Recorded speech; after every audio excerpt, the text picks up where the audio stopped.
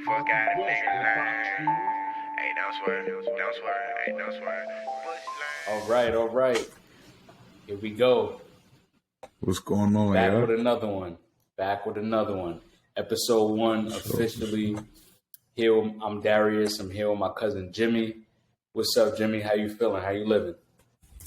I'm feeling good, living pretty good. Came off a hard week, but, weekend's here. About to start it off good with a nice podcast, nice episode. We got a lot to run down. Looking forward to it. How you feeling? I'm feeling good. We blessed to be here, blessed to see another day. Definitely. No games, just business podcast. Mm-hmm. Episode 1. What we getting into today? We're getting into a little bit of everything. That's what we do here. We're going to start off with the Lakers. My fault. We're not going to start off with the Lakers. We're going to start off with the receivers. We're going to start off with Davante Adams being projected as the number 1 receiver going into this upcoming season with his new team, the Las Vegas Raiders. We're going to talk about our top 10s, debate that, see what you got to say, how you do with your top 5, top 10. Oh, yeah. But Drake London. Nah, oh man. All right, so then after that, we're gonna get into the cornerbacks, the guys that's gonna line up right across from those guys. There's some dogs over there too, especially in this area. You got to be a dog to line up against those guys. Oh yeah. So we're gonna talk about that, and then we'll talk about the Lakers. Talk about Jeannie Buss' expectations, what she's expecting of this, storied franchise, one of the best ever. She's expecting a competitive team, and we're going to dive into how do they get back to the top, how do they get to the postseason. Yeah. And the last thing we will touch on is the in-season tournament that they're speaking on. The owners are speaking on that might come in the 2023-2024 season, and how it affects these players' legacies, how we will be affected in general, the fan base, the owners, and the players. We'll break it down and let's get to it. Cool. I like it. So let's start it off, man. I guess we're going to get into the topic of top receivers in the game. Yeah, let's do that. All right. Let's do that. What you want? You want me to start it off, man? I want you to start it off, man. What you think about Bleacher Report putting him number 1? What you think about it? I love it. When I look at a receiver in this day and age, there's 3 things I look for in a receiver. Number 1 is ability to route run, ability to create space. Kyrie said dribbling the basketball is an art. I agree. Route running is an art. Not many people can run crisp routes and separate from defenders, but the best can. And second thing is to be the ability to catch the football. Because if you can't catch, you can't play. Third thing, the ability to run after catch. What can you do after you catch the football? What plays can you get for me and the team after you catch the football? And Davante hits all 3, man. He's been dominant. He does have the help from Aaron Rodgers, a great quarterback, a future Hall of Famer. But Davante himself he's just that guy, I'm taking him. I'm taking him on my team any day of the week. So what you think? You think Davante is the best in the league? What you think? This question, a lot of times when people ask it, get answered in a lot of different ways. Will he be the best this year? No. I believe Cooper Kupp will be. I believe that the second year with Matt Stafford is gonna be something else. And you're talking about his first year with Derek Carr. Yes, that's his guy. Yes, that's his college guy. But they are different players than what they were in college. This is a different system. They have a new coach. The Rams don't have any of that. It's a perfect recipe for Cooper Kupp to have a better season. If I'm talking about talent, I'm taking DeAndre Hopkins. I believe he can do all those things that you spoke on with Adams. Yes, he's more injury prone. But yes, he's been in worse situations. He's never had Aaron Rodgers. He's had Mini-Me back there running around. I love Kyler Murray. He's had him with a trash line. Wow. He's had Deshaun Watson with a trash line. Like, Hopkins gets a lot of his stuff past 30 to 40 yards with a trash line. Like, imagine if he had a Rodgers type of guy. Derek Carr will be able to do some of that. I believe the running game will be able to take away from some of the yards or some of the looks that Adams gets, so it won't look as good. But if we're talking about who's the best, I believe he is top two. The only dude I would take over him is Hopkins. I believe he is better than Cooper Kupp. Wow.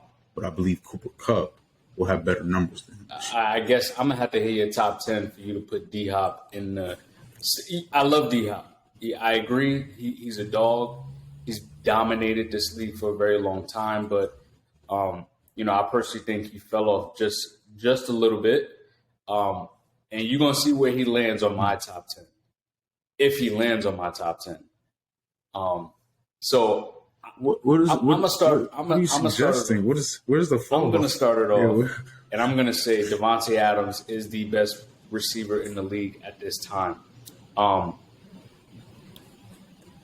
out of the last 6 years, double-digit touchdowns. And then he also has the ability to create space and separate from a defender. One, if not the best route runner in the league. Cooper Kupp, you win the Triple Crown. Not many people have done it. Last player to do it was Steve Smith back in 2005. You got it. Hands down, number 2 best receiver in the league. Stephon Diggs is number 3. Again, the ability to route run. When I look at a receiver in this day and age, ability to separate from a defender, ability to route run, ability to catch the football. He made first team All-Pro and led the league in receptions his first year with Buffalo.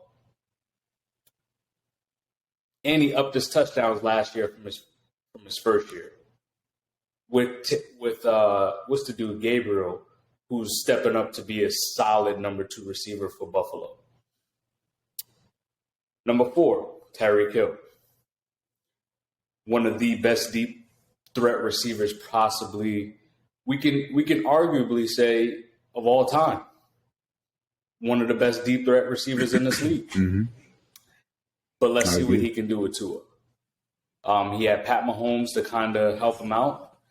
Tyreek is the type of guy sometimes to kind of, I don't want to say hide in the offense, but he can have really big games where he'll just go for 200 plus, and then he'll have like a really, really quiet game. But he's still a dominant receiver. And then we get into like a tricky situation here. This is where it kind of gets a little fishy. Because at number 5, I got Justin Jefferson. Young, talented, big play guy. Rookie year, second year, back-to-back 1,000-yard receiver. And he says he eventually will be the best receiver in the league. I think he can potentially back that up with his words, with actions. Jamar Chase comes in at number 6. The way this man came out as a rookie, dominating the league, and he has T. Higgins and Tyler Boyd on his team, playing with his college quarterback and Joe Mixon in the backfield. That offense has the potential to be one of, if not the best offense in the league, potentially. Joe Burrow's in your top 10 quarterback. So we're going to get there on another day. But Jamar Chase, you come out as a rookie dominating the league that way. Only thing I need from him is to back it up with a year 2. Let's see what he does in year 2. He stays in top 10. If he falls off, then we'll go from there. Number 7 is Debo. I love Debo a lot. When you say, hey, I want a guy that can play football, I want Debo on my team. But I need Debo to stay healthy. A healthy Debo is a guy I want no matter what. If Debo was consistently healthy, he'd arguably be a top 5 receiver in the league. because I could put him in the backfield, I could put him in the slot, I could put him in wildcat, I could put him in kick return. Put Debo at quarterback. We good. We're gonna score touchdowns. Mm-hmm. Number 8, Mike Evans. Okay. 6'5". Okay. Has the most catches against most contested catches in the league. And 8 years straight of 1,000 yards per year. The production is there. That's what. And this is where, and this is where this one's tough for me. Number 9 is AJ Brown. I have a love-hate relationship with AJ Brown. Wow. I just wish he was a little bit more consistent because his physique, his physicality is there, but just listen to this. First 2 games of the season, under 50 yards. Then he had a big game over 100. 3 games straight, under 50 yards. In one of those games, under 20 yards. Then he had 3 big games. Then the last 4 games of the season, under 50 yards for receptions. For receiving yards. I just need a little bit more consistency from AJ. Because if he's that number 1, he should be easily getting 1,300 receiving yards per year. And then your boy comes in at number 10, D-Hop.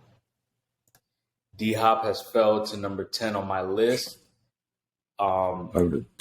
Great player, great hands. Probably the greatest hands we've seen since Larry Fitzgerald.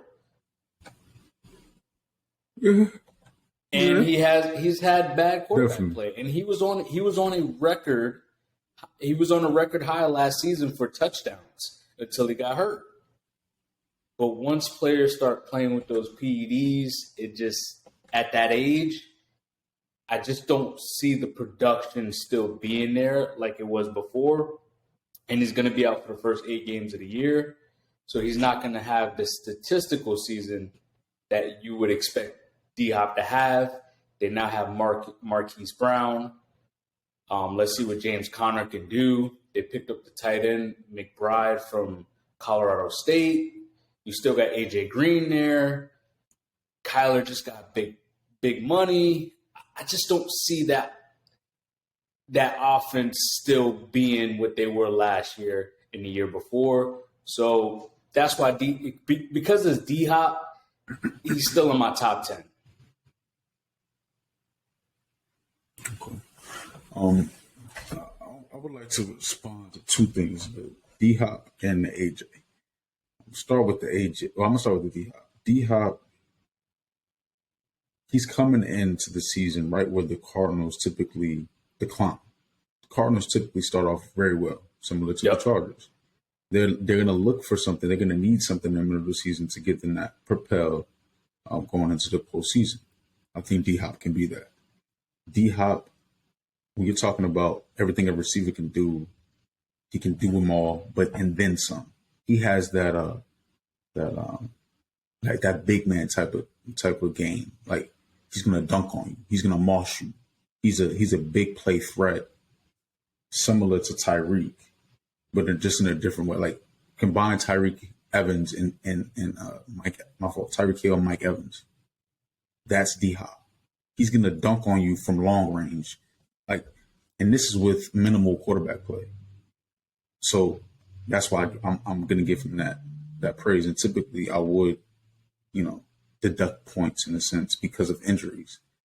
But I feel like his situation is what's caused his injuries more than anything. And I haven't really seen much decline. Now, as far as AJ Brown, you're saying he's inconsistent, and those are inconsistent numbers. But if you match those numbers with Ryan Tannehill, because we're talking about an inconsistent quarterback, like that really matters. Like, you seen what he did in the postseason, man. Like, very, very great first half, and then he just shut the joint in the second half. I don't even know what he was thinking, but And that's not AJ's fault. And now he's going into a situation with another inconsistent, unproven quarterback, Jalen Hurts. Like we can't have AJ up there in my estimation just because of that. If you just saw my ability, yeah, maybe so. It's definitely a debate. But as far as projection next year, like I'm not sure. Like you're gonna see my top 10, and I'm a combine a little bit of both the player's ability and where their team is and where I believe they'll go. Because of Hopkins, I believe we'll see his effect, like I said, in the middle of the season, right when it's needed. His ability is unmatched. I don't think anybody in the top five, either our top five, besides maybe Jamar Chase, and I don't think you put him in your top five. I think yes, Jamar came just outside Jamar the top Chase. 5. Sure. So no one in our top five, in my estimation, can do what Hopkins does.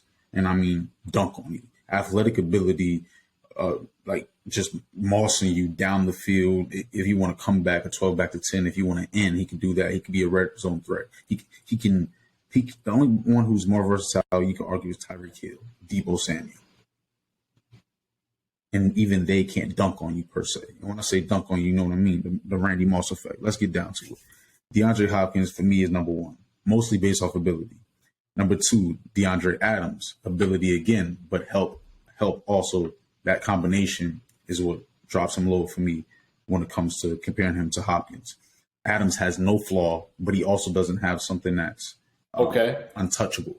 We can name other receivers like Justin Jefferson. He's very similar to DeAndre Adams. His situation isn't similar, though. Jamar Chase, he has more ability to me than, for example, speed. For example, down the field, big playmaking 40, 50-yard plays, Jamar Chase is a bigger threat, similar to Hopkins in that fashion. Number three, Cooper Kupp. Cooper Kupp is a specialist. He reminds me of an elite rim protector. He's just as elite at that. He's not going to give you the explosive 40, 50-yard play, but he's going to be consistent. He's going to be that guy you can count on. You can exactly. You can hang your hat on that. And just that effect on top of the Super Bowl confidence, on top of the camaraderie. This is his second year with an elite quarterback. I think he's going to bode well for them. Number four, I got Tyreek Hill. Similar to what you were saying as far as Deebo, he's just the ultimate utility. He's an athlete. He's not a position player. You could put him anywhere. And he's going to eat. He's going to affect the game in different ways. He's going to get doubled more so than other guys. Those big receivers, a lot of times you just put your best corner on him. Just go to work one-on-one. Body him up. You contest it. You can't contest Tyreek Hill's speed. So you have to account for him with two guys, and that changes the whole dynamics of your team. If you have a running game along with Tyreek Hill, the defense is in trouble. Number five, Jamar Chase. He reminds me so much of Antonio Brown in his prime. This man here, his route running flawless, strength flawless. He's not elite when it comes to range, or when I say range, I mean height. Like his catch rate is big. It's as if he's 6'4", but he's about 6'1", 6'2". And I believe the combination, his ability with the combination of a elite, accurate quarterback on top of the weapons you just speak on, elevates him. Those weapons, in a sense, makes him better than what he actually is. Because, right, and I would say the same for actually the guy I'm about to name, Stephon Diggs. You had him a little high on your list. I got him at 6. Stephon Diggs, Josh Allen, to me, is the top 2 quarterback in the league. If you telling me Jamar Chase had Josh Allen, I'm not saying Joe Burrow is that far off from Josh Allen, because he's not that far off in my eyes. But Josh Allen has a dimension. He is the run game. So you're talking about a quarterback who is the run game, who can throw, who can sling it like only maybe 3 other quarterbacks in the NFL, 4 other quarterbacks in NFL history could. Dan Marino, Pat Mahomes, and Aaron Rodgers. Only those 4 can throw to me like Josh Allen. And you combine that with Stephon Diggs' ability, you could argue he has more help or just as much help as Jamar Chase. But I got him at 6. Mike Evans, number 7. He has the GOAT beside him. He has Chris Godwin beside him. He has a running game beside him. He has a great defense behind him. But he's more so like Cooper Kupp. One-dimensional. He's not huge plays. Like, he's not going to kill you speed. He's going to break you down. He's going to chop you down the field. Right. Red zone, big threat, stuff like that. But he's great at what he does. Deebo, similar to Tyreek, but with more power. Less speed, more power, still effective. and a great system. His system elevates him. He may not have the tools. Beside him, George Kittle is really nice, but the coach is the tool. The coach's mind is the tool in this sense. When it comes to Justin Jefferson, he's number 9 for me. Justin Jefferson's situation drops him down for me. His coach is sort of like the A.J. Brown, his coach. His quarterback, sort of like the A.J. Brown situation. Kirk Cousins is only going to get you but so much. You're going to have great numbers, going to be empty calories. You're not going to do nothing. I'm sorry. You're not going to affect the league in a way that results to wins. And we're seeing receivers on this list that will affect winning. Justin Jefferson is not doing that just yet. Keenan Allen, number 10, partially similar to Jamar Chase. Not as much big playability, but the situation is perfect. His abilities similar to Devontae Adams, not far off. It's not like Devontae Adams has crazy speed, not like Devontae Adams has crazy leaping ability over Keenan Allen. Keenan Allen's route run is a slight touch, just like Sprite, as opposed to Sierra Mintz. It's a slight touch low, Okay. But it's there. I like that. Honorable mention. Amari. Whoa. And I'm leaving it there. Whoa. Honorable mention.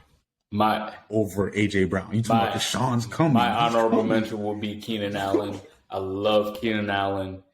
Again, very technical. Not a fast guy, but his route running ability is just top notch. you could easily say he's a top 5 route runner in the league. I like your take when you brought up Justin Jefferson, that he doesn't change the bar on the win scale. I like that. Even though I think if he had a better QB than Kirk, but Kirk is like that old reliable, like he's not going to lose you the game, but he's also not going to win you the game. But I do like that point. Only one I just don't agree with is D-Hop still being the number 1 receiver in the league. Like I said, he's D-Hop, so he's in my top 10. But there's a couple guys that can, I think, can take that throne over him, and we're gonna see. We're gonna see. We're gonna have to get to the next topic. We're gonna leave this for another day. And where we at next? Let's do it. Get into them cornerbacks, the dudes that lining up right across from the guys, looking them eye to eye. Potentially, sometimes some of them want to sag off, and that's another topic for another day. We're gonna talk about the best of the best. We're gonna run it down. Let me hear your top 5, top 10, my fault. Top 10 corners in the league. I gotta start it off with my man Jalen Ramsey. He could shut down a whole side of the football field and still talk to you crazy. Like, even if you beat him on a play, he's still going to talk to you like he that guy, because he is that guy. I could put him at safety, I could put him at nickel, and he could lock down your best player. Jair Alexander, very young zone corner that can also lock down the side of the field. He was hurt last year. I want to see a bounce back come back from him. That then leads me to some lockup guys in this area here. First, starting off with Tre'Davious White. He can move to any side of the football field, lock your best receiver down man to man. Then I'm going to go with a dog. Even though he plays for the Saints, he's a dog. Marshawn Lattimore. He's just oh, man. I love physical man-to-man corners, and that's what he is. Then number 5 is going to be Xavier Howard. I also like guys that can not only play man, but can also cause your offense. It could create turnovers, and that's what Xavier could do. Number 6 is going to be J.C. Jackson, a guy that can get me 17 interceptions in 2 years. I want that guy on my football team. Only thing with JC is that he is a Bill Belichick product. What can he do with the Chargers? Because from history, defensive players that come out of that Patriot system typically don't do well in other people's system, other teams' systems. So let's see what J.C. Jackson can do this year. We're going off his past. And number 7 is where everyone is going to be mad at me, but I'm going to tell you why he's at number 7. young guy, A.J. Terrell. AJ Terrell. Second team All-Pro. He ranked first in yards per coverage snaps, yards per reception, and completion rate. That's all from Pro Football Focus. I got that from. He played over 1,000 snaps, and he was only targeted 66 times. They're not even looking his way because he's clamping up on that side of the field. My boy A.J. Terrell is in the top 10. Take it or leave it. I'm leaving it right there. And then we're going to come in at number 8, Marlon Humphreys, 6'2", 6'1", dog, man-to-man. Denzel Ward comes in at number 9. And number 10 for me is Trayvon Diggs. You give up big plays, but Dallas needs to complement that. I need better safeties to help my corner when he gets 12 interceptions. I need someone there to back him up because I want him to be aggressive. I can give up those plays because I believe in him to give me that play back. Go get me the football. 12 interceptions. Hey, I take it all day. I don't care how many yards you're giving up. We got to get better players on the back end to help assist you on the front end. Cool. Not too tight about your list, man. Do your homer, AJ in there. I'm gonna go ahead and talk about that one real quick before we get into my top 10. He isn't getting targeted like that because the Falcons secondary is garbage. Why would you pick on the strongest dude when you got the weakest link over here? Here, boom, boom. We throwing over here. Like, what? Of course he's not getting targeted like that. And once he does, hey, Casey Hayward. I'm not saying he's not going to be top 10 because he ain't a little boy. So we're gonna see. Yep. Yeah, y'all just picked him up this year, right? Casey Hayward, A.J. Terrell. We're gonna see. We're gonna see this year. Casey Hayward will be the number 1 corner this year, up until maybe, I don't know. A.J. Terrell is only 22, 23 years old. I'm okay. I get it. He has time. I agree. He has time. I'm actually we agree about a lot. It's just maybe 1 or 2 off, but let's see. Jalen Ramsey, number 1. He gives me that Patrick Beverly, Gary Payton vibe, but he back it up better than Patrick Beverly, and he's going to be greater than Gary Payton. He's a different level. Jair Alexander, dog doing it in the cold. Oh yeah. That says a lot. I'm sorry, I got to bring up that temperature, but yeah, if he can stay healthy, he definitely will be one of the top corners of all time. Honestly, he's that good. Marlon Humphreys, he's my number 3. I know he's been injury prone lately, but his ability is crazy, and he fits into that Ravens defense like no other corner could besides Jalen Ramsey on this list. And I feel like as he gets older, he's going to be one of the better safeties going forward because I think they'll transition.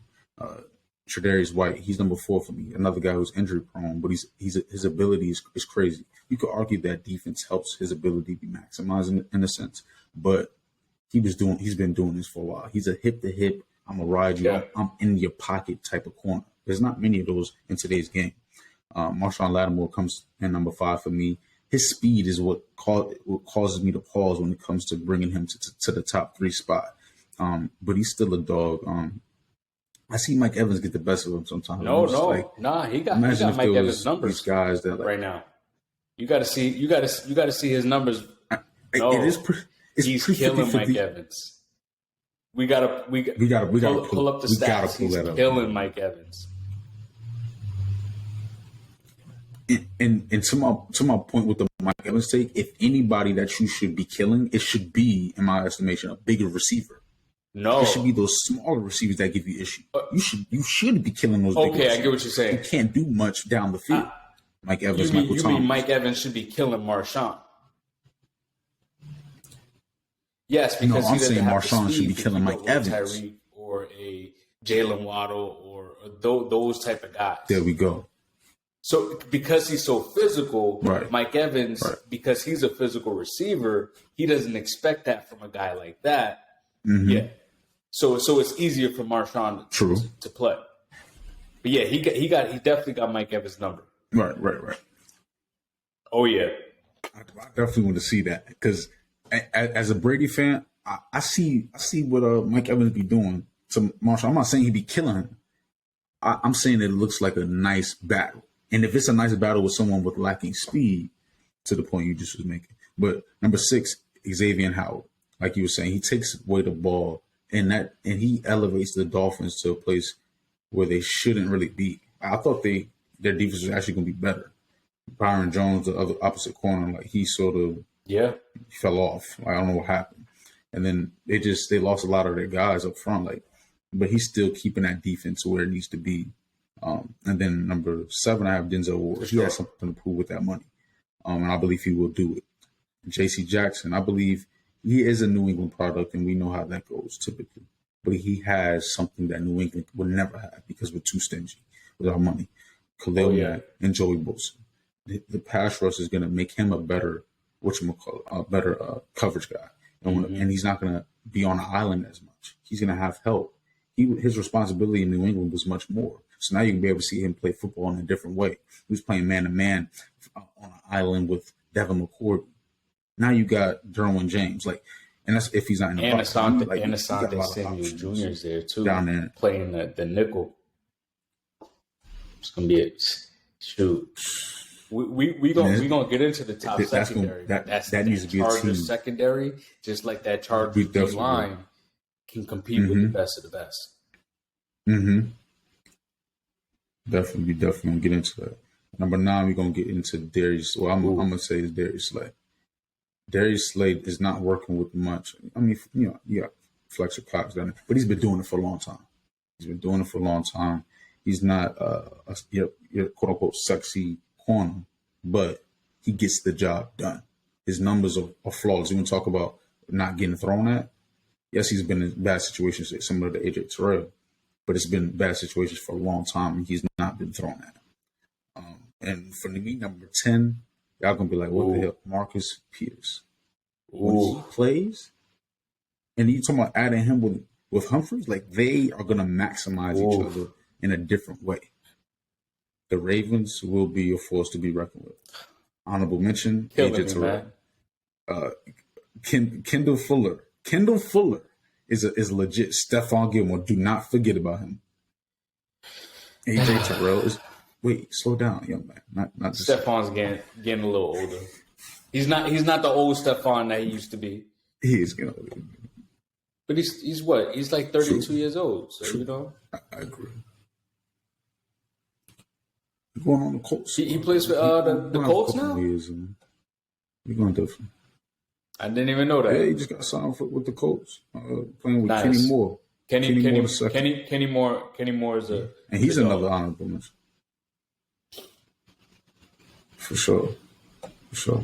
Let's get into this. Let's get into this. I can't wait for this one, man. We're going to get into this Genie Bus situation with the LA Lakers, man. We're going to have to run down. We're going to have to run down what's going on with them, how they get back into the postseason. That was a failed season. I want to hear your take on this first before we get into it. I want to hear it. Like I say, before I speak on the LA Lakers, I have to say I am an LA Laker fan. Just want to put that out there, LA Laker fan. But first off, we need to stay healthy. Injuries was the number one problem last year. Any super team that joins together the first year don't typically work. You got the Boston Celtics who did it in the 2008. Since then, there's been a lot of super teams and not many of them were able to get it done year one. The Warriors, that's another exception with KD. And we're talking about from top down a lack of leadership. You could say from top down a lack of effort, like to step in and do something about it during the trade deadline last year. To step in and say, Rob, it's your say, or LeBron, it's your say. Which one? It can't be both. And then even to the coach. If you're gonna rock with Russ, then rock with Russ. If you're not, then don't. The inconsistencies is just too much. I know Russ gets a lot of the blame, and I know he can lead. I know what we're going to say. We're going to say Russ can't shoot. They're going to sag off of Russ. Russ needs turnover. Yes, he does need to do all those things. Like, I'm not going to sit here and not acknowledge the fact that he does lead the league in turnovers year in and year out. Mm-hmm. But we're also going to talk about LeBron doing it as well. LeBron's role, Russ's role, AD's role, all needs to change with them playing with each other. AD is typically always trying to play the 4 position. Yeah. He needs to buckle down and play that 5. This is small ball basketball. We need you to play the 5 to maximize our spacing. When it comes to LeBron's role, you're trying to go out here and win scoring titles. Nah, be the facilitator that you always been. Make Russ play off ball because you know he's not much on ball up until this point in his career. Like, you have to develop it, help him develop his game. LeBron, also, I'm talking about de facto GM, someone who orchestrated this team. When we say there's no shooters, that's partially Rob Pelinka and LeBron James' fault. Jeannie Buss' fault. They have to take blame for that. But the ways it can get better, defense, getting out in transition, injuries, and better leadership. We should say. This was tough because, we heard these stories on, Kyrie and LeBron are going to get back together. Kyrie and KD is going to LA, right? That's the quote unquote, that was the headlines at one point. And now the headlines is that, LeBron, Westbrook, and AD got on the phone. We're going to stick this out. Let's all play together. Why didn't that happen last year? You said LeBron needs to not worry about scoring titles and become a facilitator. Well, he doesn't have the shooters and he doesn't have that third guy that he can count on when AD isn't in the lineup, because unfortunately, AD, we can count on him being out for a certain period of time. And for him, he should be AD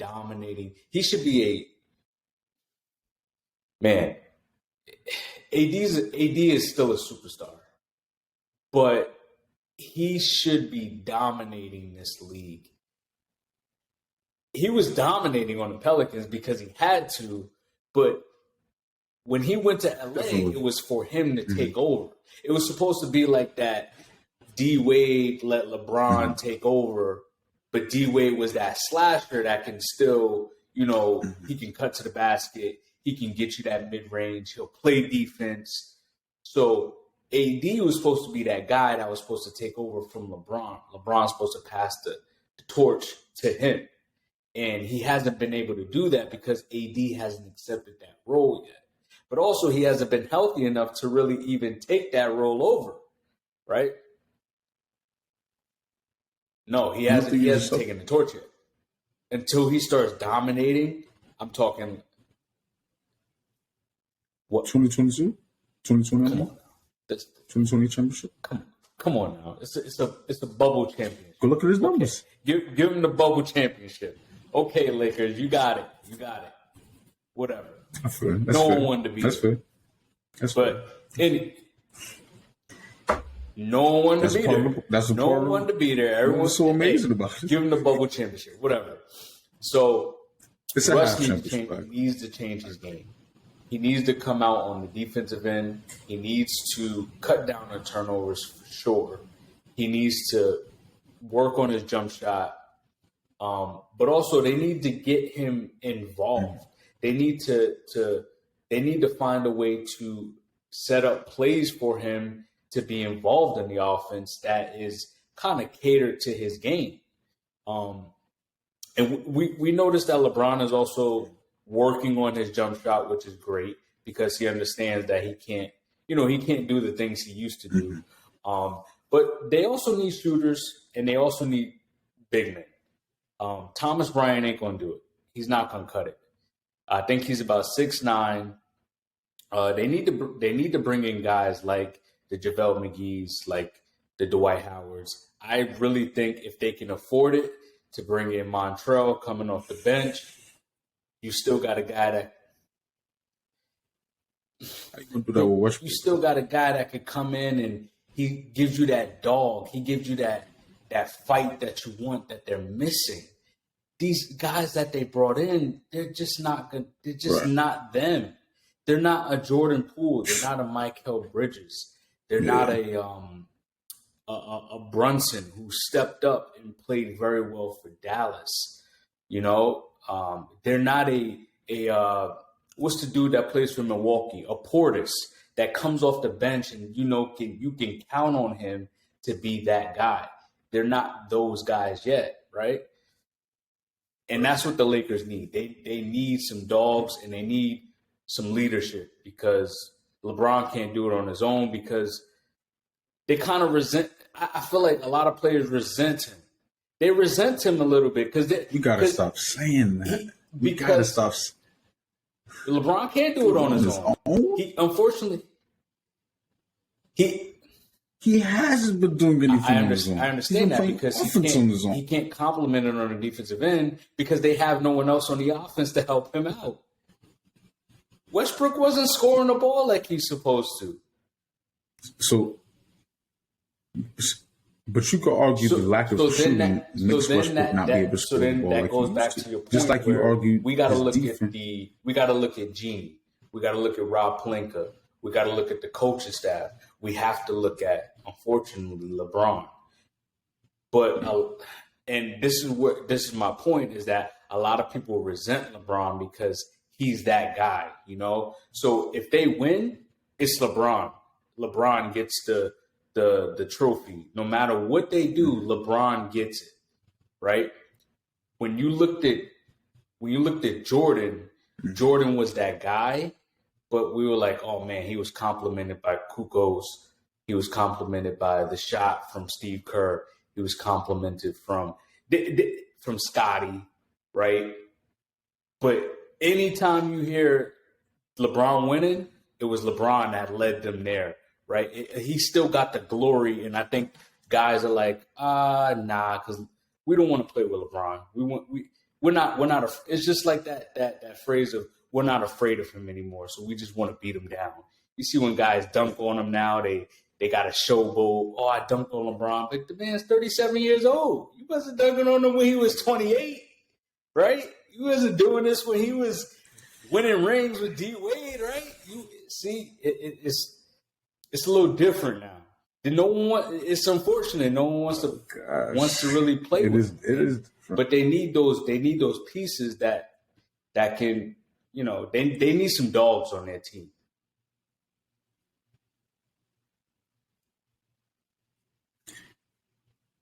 I feel like that's the sacrifice. That's what comes with the territory when you're trying to build these super teams out here.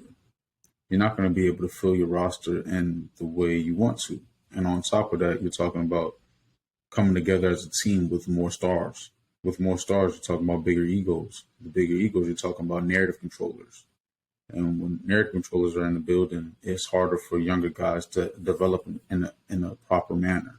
As a Laker fan for the last I've been a Laker fan for a while, but for the last 4 years, it's been very difficult seeing the talent that we acquired just gone. Assets that we acquired, that we built, in a sense, just be gone for nothing or for pennies on the dollar. I believe that, yes, Jordan did. You say that he Kukoc got credit for this, Scotty got credit for that, but I really don't believe so. I believe Jordan got, like, if you look at Last Dance, the way that was portrayed, Scotty, you could argue that made Scotty come out more so aggressive with his talk on what the Bulls were throughout the years. Jordan was that guy. You're right. LeBron is that guy. You're right. They're going to get credit for this. They're going to get credit for that, good or bad. But I believe we can't say certain things like LeBron can't do it by himself. LeBron ain't doing it by himself. AD was a top 5 player in 2020. D Wade was a top 5 player in 2013. But why isn't AD able to take over Why isn't he able to take over like he's supposed to? Why isn't he dominating the league like he's supposed to? Injuries and injuries alone. That's not LeBron's fault. LeBron sees the talent. When he's not, he's giving him the keys. Injuries. He's like, I'm handing this to you. But what did he do? You act like he dropped It's a bubble championship. He won a It's a championship. bubble championship. It was a crucial, and he's been hurt since then. Or LeBron has. Like, what is he supposed to do? It's not like he has a lack of skill or mentality. That has yet to be proven or for debate. Like, against the Joker, he went head to head. He hit game winning shots. He hit clutch shots to help them get to the finals. He's trying to battle through injuries. It's not like he just sits out like Ben Simmons or Kawhi. Like, he tries. Like, his mentality isn't under question.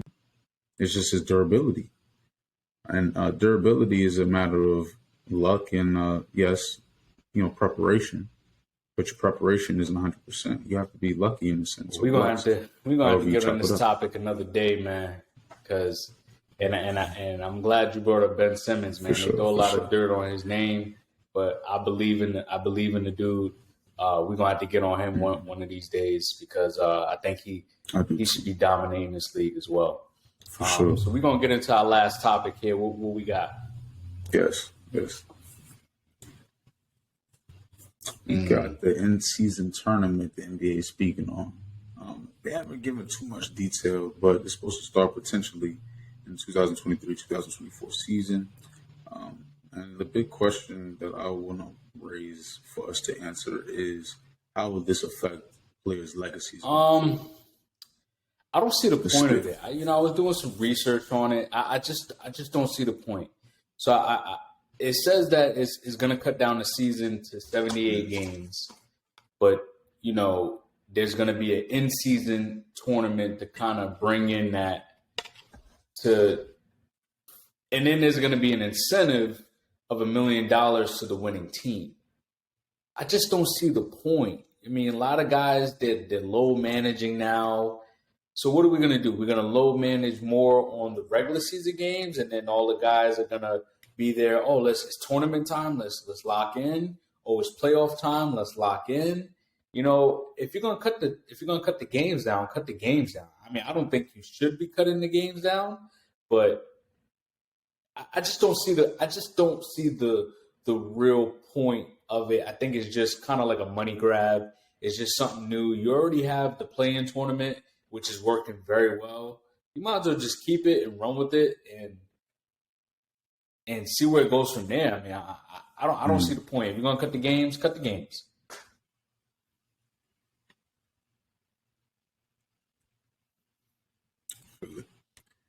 I feel it, man.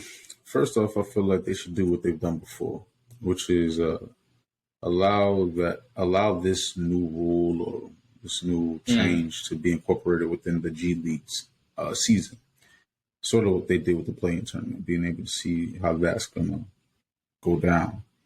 The play-in tournament to me is it's hurting. In a sense, it's hurting these guys' legacies. Like, you're talking about teams when you're saying, oh, they didn't make the playoffs. Now you're saying, oh, they didn't even make the play-in. That's true. Like, you're giving these guys more opportunity to even get to the promised land. Like, it's just the road is becoming a little bit easier in a sense. And I feel like it becomes harder to compare era to era when you have these different rules incorporated. It's sort of like the 3-point line. Jerry West never was able to partake in the 3-point line, but his numbers are out this world. Imagine the debate if he did partake in the 3-point line. Like, he might have won more championships. Like, we don't know. But it's just like things like that really changed the game in a drastic way. And I feel like it will change debates going forward. I believe it's a money grab, like you were saying. You look to it, the fan base, the owners, they're going to benefit the most from it. And honestly, the players, you're talking about putting players in a situation with high leverage, high pressure situations before the playoffs. That's preparing superstars for the moment, before the moment arises. But I don't feel like that $1 million is enough of an incentive. I believe something along the lines of the winning team or the higher seed, top 4 seeds get playoff, home court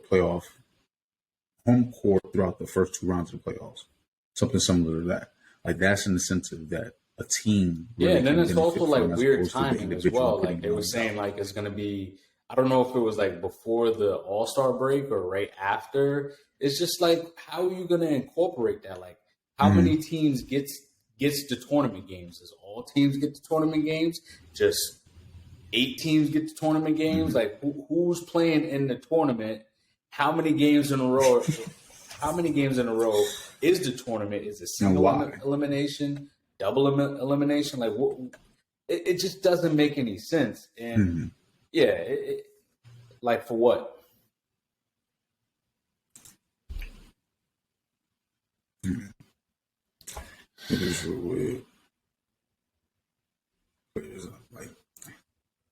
Players aren't really able to flex their power as much, but I think they're about to because like when you're speaking on cutting the season, the tournament is in place to replace the game that would have been cut. See, this is a way the owners are trying to cover their ass by promoting a tournament to counter the players' push on having less games. And I'm not against having less games because I'm pressing the MLB. I'm like 160, 130, something like that.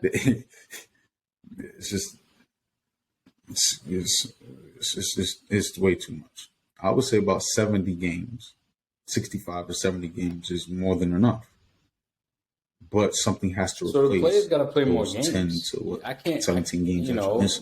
You can't have LeBron playing 50. I mean, a guy like LeBron. LeBron is also a lot older, but you can't have a KD or Kyrie or Giannis, James Harden. Those guys playing 50 games, 60 games.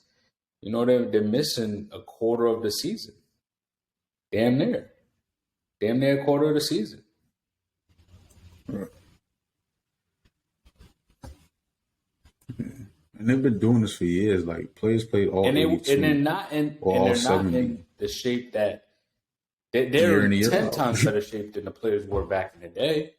And those guys are playing 82 plus games. They're definitely bigger. They're definitely bigger, faster, and stronger. Better shape. Does that imply you're in better shape, though? You could argue your body breaks down faster because you're bigger. That may be true. Yeah, we're going to have to talk about that. We're going to have to get that's a good juicy topic going forward. We're going to wrap this one up. Yeah. Definitely a good episode. We're going to be back with another one. It's a good one. We appreciate everybody for listening in. Interesting episode. And until next time. Yes. Peace. Mm-hmm. Y'all stay up. This that COMEUP. Stand back while I do me. I'm the King James of this era. Do my best to be 2-3. You see the metaphoric beat destroying MC. They had to wait his turn, sit and learn from the OGs, but slowly I had myself out like a slow leak. It take paper to make paper. So I'm speaking from this loose leaf. Damn. I ain't even gotta talk about it. They said you public in the basement, but your songs is private. Bring back the monster, the one that you keep locked in. Shit, I ain't gotta score the points. Look at John Stockton. I put my niggas on just so they can make a profit. But for now, I ain't get up and play that monster in the closet.